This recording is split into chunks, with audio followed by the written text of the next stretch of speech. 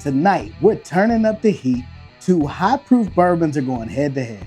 Grown and Sexy Bardstown Discovery Series 12 coming in at 115.2 proof, and the big bad beast itself, Stagg Jr. coming in at 127.6 proof.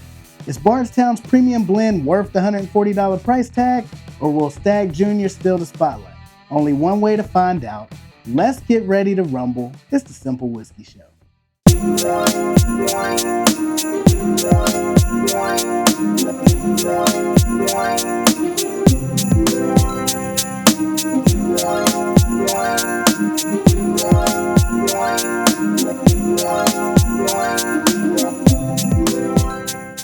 Happy holidays and welcome back to the 12 Days of Whiskey.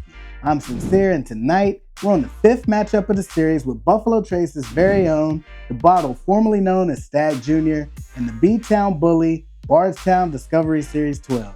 Now before we get started, please take a second to hit that subscribe button, and while you're at it, tap the like button to help out with the algorithm. Without you guys, none of this would be possible. Let's dive into tonight's bottles.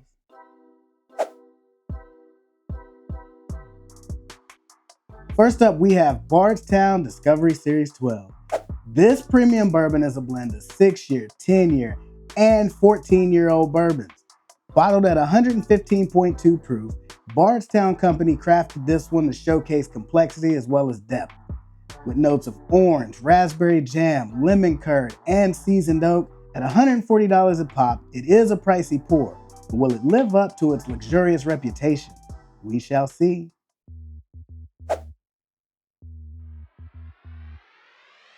And then there's Stagg Jr., aka Stagg Batch 24A.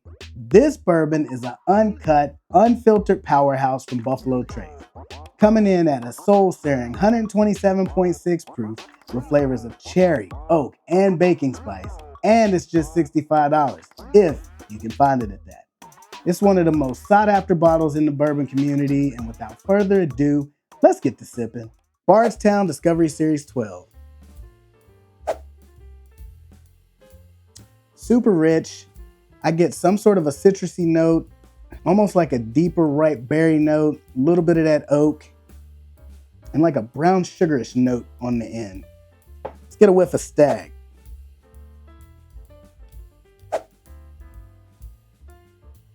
Oh yeah, already get that toasted oak note that I like. Very bold caramel note, a little bit of cherry, and definitely some vanilla coming through on the end of that one as well. Very classic Stagg-like intensity. Let's go in for a sip. First sip of the evening, 115.2 proof. I am expecting this to be a smidge hot, but let's see. It is a little bit spicy. I get a cinnamony note. I get herbal tea vibes from this. But as it settles, I get a little bit of that caramel note, some of the sweetness coming through on it. I get some sort of a sweetness, almost like the aftertaste of eating gummy bears, not like the bright, buoyant flavors of the aftertaste you have in your mouth after you've had a gummy bear. There's a little bit of what I get on this in terms of regular flavor. It's got the complexity, but I do get like this strange, almost like a chalky note. Anywho, the finish is long. I do pick up a little bit of like a Nutella or like a hazelnut of some sort on the finish. That chalky note lingers a little bit though. Not gonna say it's a deal breaker, but it is there and it is noticeable. All right, the big, the bad, the bold, Stagg 24A.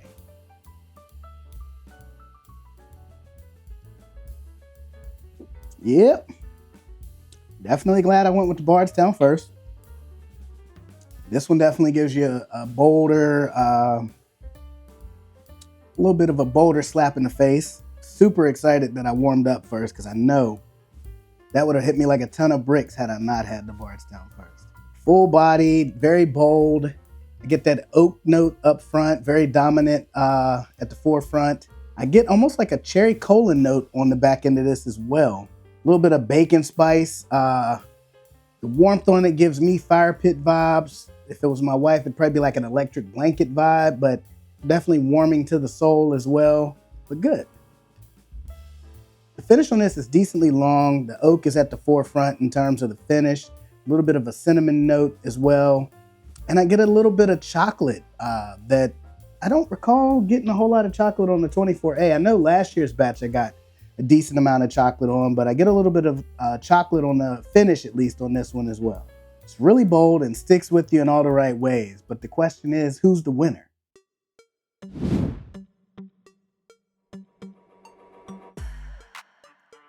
I gotta go with Stagg on this one. Bardstown 12 does bring a lot of complexity, a lot of depth, but the Stagg's like bolder profile, the powerful finish, is just right up my alley. It's that kind of pour that smacks you around a little bit before getting to the point.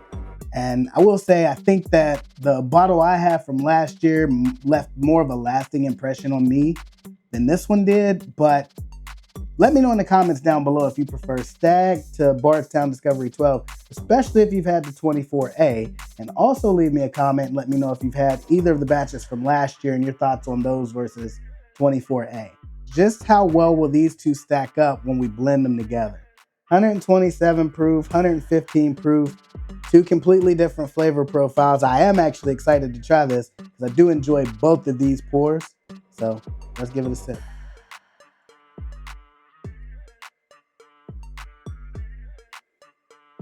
So the black tea note I got on the palate, I get more on the nose, but I then get a little bit of that oaky note, a little bit of a chocolatey note. Such a warm, very fall, winter vibes on the nose. Yeah, that oak note comes through tremendously on the nose. Let's give it a sip. Cheers. Very baking spice and oak forward on the palate. The little bit of orange zest I get on this sometimes does shine through a little bit in the finish.